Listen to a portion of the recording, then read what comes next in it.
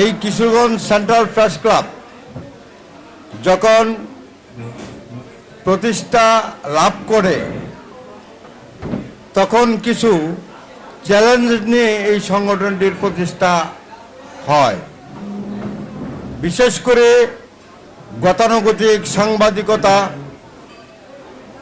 বিভিন্ন সংগঠনের পদ পদবি কক্ষিগত করা, বিভিন্ন সুবিধাবাদের বিরুদ্ধে গতিশীল নেতৃত্ব, গতিশীল সাংবাদিকতা, বস্তুনিষ্ঠ সাংবাদিকতা, সাহসী সাংবাদিকতা, বৈষম্যমুক্ত বাংলাদেশ প্রতিষ্ঠা করার জন্য যে নিরপেক্ষ সাংবাদিকতা, সেই সাংবাদিকতা প্রতিষ্ঠা করার জন্যই কিশোরগঞ্জ সেন্ট্রাল প্রেস ক্লাব প্রতিষ্ঠা লাভ করে। তখনকার যারা নেতৃবৃন্দ ছিলেন, যারা এই সংগঠনের দায়িত্ব নিয়েছিলেন, তারা অত্যন্ত চ্যালেঞ্জিং একটা অবস্থায় এই দায়িত্বভার গ্রহণ করেন।